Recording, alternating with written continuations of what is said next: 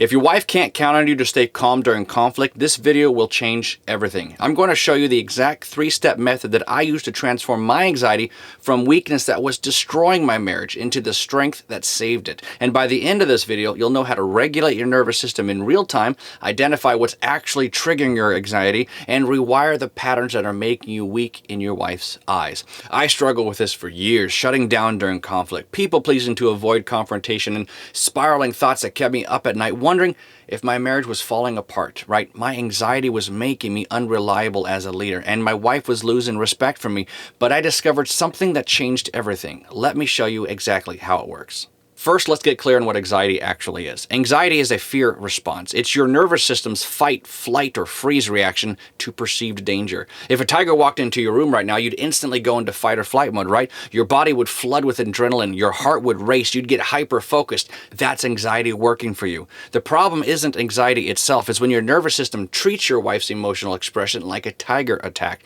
When she raises her voice, you shut down. That's your anxiety betraying you. And there are 3 components to anxiety. Right? 1, your conditioning. This is your trauma plus your beliefs. These are wounds from your past and your limiting beliefs that you carry. Things like conflict is dangerous, right? Or I'm not good enough, or people always leave me, right? Number 2, your coping mechanisms. These are the patterns that you develop to protect yourself from experiencing those wounds again. So shutting down, people pleasing, avoiding conflict, or seeking constant approval.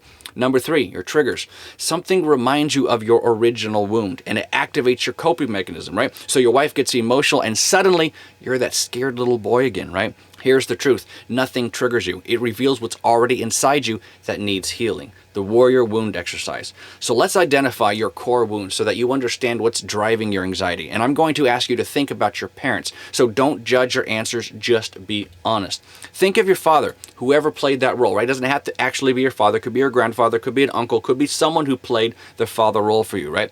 What is one thing that you disliked most about him? And give me 3 one-word answers, right? Some examples could be his anger, his absence, his criticism, his weakness, right? Now, I want you to think about your mother, right? What is one thing that you disliked most about her? Was it her control? Was it her manipulation? Her emotional chaos, right? Her abandonment, right? What was it? Give me 3 one-word answers that describe these things for you. Now, these words that you just identified are your core wounds. So again, if you haven't gotten those, pause the video now, write them down. This exercise is crucial for going forward. Right? So again, these 3 words that you just identified, those are your core wounds. These are the traumas that create your anxiety in your marriage. If abandonment is one of your wounds, you will get anxious about setting boundaries because you fear she will leave if you do so. So if criticism is a wound, right, you will shut down when she expresses frustration because it triggers that old pain inside of you, right? Your anxiety isn't random. It's protecting you from experiencing these wounds again. Here's the 3-step of the warrior method, right? Step 1. Regulate your nervous system, right? This is the warrior reset. When anxiety hits, your first job is to get back into your power. You can't lead from a place of panic. So here's the warrior reset breathing technique. This is 5-5-5, right? Warrior breath. Place your hand on your chest, 1 on your diaphragm, right? Your diaphragm is that cavity just below the ribs, right here in the middle of it, okay? I don't know if you can see it. Let me show you this. It should be about right here. I don't know if you can see it on the screen, but you're going to put your fingers right here, one hand right here. Okay, you're going to hold for 5 counts. Exhale through your mouth for 5 counts and gently pressing your diaphragm inward as you exhale. You're going to repeat this 5 to 10 times. So to clarify, breathe in for 5, hold for 5, out for 5 while you press in your diaphragm gently, right? And then you hold at the bottom for 5. You're going to do this 5 to 10 times. Now what this does is this activates your parasympathetic nervous system, right? This brings you back to your center.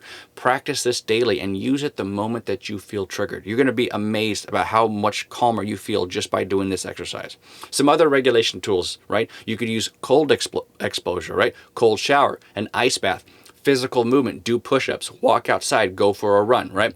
Grounding, stand barefoot on the earth. There's such a power, and it sounds so dumb. I remember when I first heard it, how dumb I remember that feeling, but really it works. When you're able to stand on solid earth, barefoot in the grass, man, it makes a big difference. And it even is a 10x multiplier if you do it in the ocean, where you go calf high. That is such an even better experience if you can do that.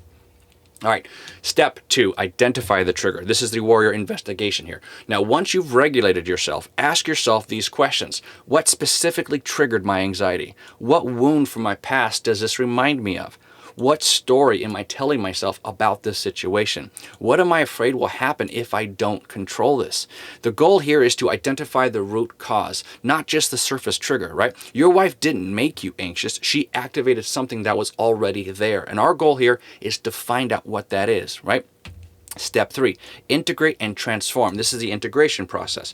Now, this is where real transformation happens, right? You're going to rewire the pattern that is keeping you stuck. The warrior integration process looks like this. Number 1, acknowledge the wound, right? Say, I acknowledge that I have a wound around, insert your wound here, right? Abandonment, rejection, criticism, right? This wound has been protecting me, but it's no longer serving me as a husband or a leader or a wife, a spouse, whoever you happen to be, a son, a daughter, a grandpa, right? Number 2, reframe the old belief. So the old belief, conflict means I'm in danger. The new belief, conflict is an opportunity to lead and to grow closer, right? Another example, old belief, if she's upset, I did something wrong. The new belief, her emotions are informations. They're not attacks against me, right? Number 3, visualize your warrior self. Close your eyes and see yourself responding to that triggering situation as a strong, calm leader that you're becoming, right? You see yourself staying present when she's emotional. See yourself leading through the storm instead of shutting down. If you can visualize this, then you have a much greater chance of doing it in real life. Our minds have a very hard time differentiating between virtual reality and the reality around us. So if we come up with a story in our head, our brain really doesn't know the difference between that story that we just made up on the spot or what real life is going to happen next, right? It has a hard time doing that. So just by doing this visualization, this picturing actually doing it, you start to rewire the brain naturally just by doing that by itself, right? All right, number 4. Create new neural pathways. So every day for 30 days, spend 5 minutes visualizing yourself responding differently to your triggers. Your brain doesn't know the difference between vividly imagined experiences and reality. I just mentioned that, right? You're literally rewiring your nervous system by doing this. Number 5, take aligned action. So the next time you encounter your trigger, consciously choose the new response. It will feel uncomfortable at first, and that is okay. It won't be perfect. We're not aiming for perfection here, right? We're just aiming for growth, right? So the deeper work. Brothers, anxiety in marriage usually comes from one core wound. I'm not safe to be myself, right? That is the basis. If you distill everything down, that is usually what it is. I'm not safe to be myself. Right? Maybe your father criticized everything you did, so now you walk on eggshells with your wife. Maybe your mother was emotionally chaotic, so now any female emotion sends you into shutdown mode, right? Maybe you were abandoned, so now you'll do anything to avoid conflict that might make her leave. Here's what I need you to understand. Your wife didn't marry you to manage your nervous system. She married you to feel safe with you during life's storms. You guys are partners. You guys are against the world. You two against the world, baby, right? You're ride or die. That's what it should be. You shouldn't be butting heads all the time, walking around on eggshells in your own home, right? That's not the goal of life. That leads to a miserable, resent-filled experience. And we don't want that.